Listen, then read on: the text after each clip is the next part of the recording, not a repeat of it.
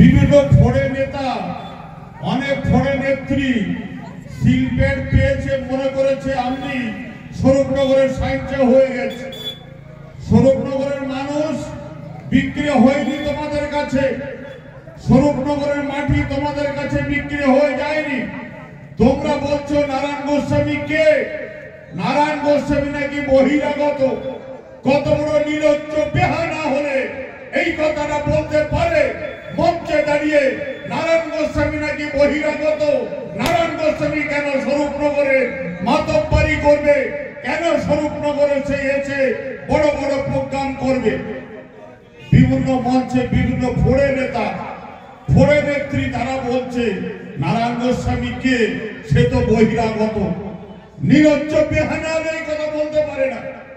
আজকাল সগুনার মানুষ নারায়ণ গোস্বামীর কাছে ঋণী হয়ে আছে। গোটা স্বরূপনগরের মানুষ নারায়ণ গোস্বামীর কাছে ঋণী হয়ে গেছে। তিলে তিলে তিলে তিলে আজকাল স্বরূপনগরটাকে তাল করে দিয়েছে। একটু আগে আমি মিটিং এ এসে খোঁজ দিচ্ছিলাম, রফিক হাসানের সঙ্গে মাঝে মধ্যে দেখা হয়। কোন এক সময় কঠিন একটা কেছে আক্রান্ত হয়ে যায়। রবুল সাহেবদের কনেকদাদের নেতৃত্বে নারায়ণ গোস্বামীকে ধরার পর তার জলজান্ত সাক্ষী আমি থানার ওসির সাথে কথা বলে নন ভেলেবল সেকশন সেইটাকে জলের মতন করে দিয়ে হাসান রফিককে সেই দিন আমরা বাঁচিয়েছিলাম। সেই দিন সিপিএমের রমরমা বাজার, সেই দিন নারায়ণ গোস্বামী ছিল ভালো।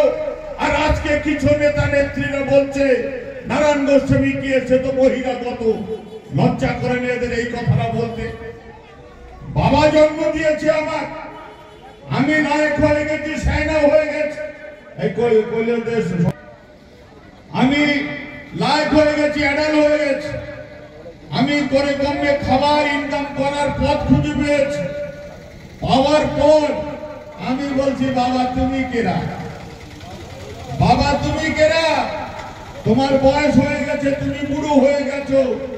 আমি এখন নওজওয়ান, আমি ইনকাম করতে শিখেছি, মানুষের পকেট মেরে চিন্তায় করতে শিখেছি, বড় অট্টালিকা বানাতে শিখেছি, আন্ডারগ্রাউন্ড বাড়ি বানিয়েছি, বারাসাত মধ্যম গ্রামে ফ্ল্যাট বানিয়েছি, এসি বানিয়েছি, সবকিছু বানিয়েছি। মর্নিং ওয়ার্কে বড় ডাল কুত্তা নিয়ে মর্নিং ওয়ার্ক করতে যাওয়া শিখেছি। বাবাকে আর মানে না, বাবাকে আর মানে না। লিখে রেখে দিন, ইসলাম ধর্ম বলুন আর সনাতন ধর্ম বলুন, যারা বাবা মাকে অস্বীকার করে তাদের পতন অনিবার্য। স্বর্ণাক্ষরে কথা লিখে রেখে যাওয়া যায়। যারা বাবা মাকে অস্বীকার করে তাদের অধঃপতন অচিরেই হবে। এটা ভারতবর্ষ কেন পৃথিবীর ইতিহাসে কথা স্বীকার করে, পৃথিবীর ইতিহাসে কথা স্বীকার করে। বড় বড় কথা বলতে শিখেছেন, বড় বড় কথা বলতে শিখেছেন। স্বরূপনগরের উন্নয়ন কোথায়? পঞ্চায়েত যা করছে সেটাই উন্নয়ন হচ্ছে, পঞ্চায়েত সমিতি যেটা করছে সেটাই উন্নয়ন হচ্ছে, জেলা পরিষদ থেকে নারায়ণ গোস্বামী যে উন্নয়ন করছে সেটাই উন্নয়ন হচ্ছে। তাহলে এমপি ট্যাক্স আর এমএলএ ট্যাক্স থেকে যত সামান্য টাকার উন্নয়ন হচ্ছে। কেন বাদুড়িয়ার হাসপাতাল পরিবর্তন হয়েছে? কেন স্বরূপনগরের হাসপাতাল ডাকবাংলায় অবস্থিত সেই হাসপাতালে কেন পরিবর্তন হয়নি? কেন স্কুল কলেজের পরিবর্তন হচ্ছে না? বড় বড় কথা বলতে শিখেছে নারায়ণ গোস্বামীকে।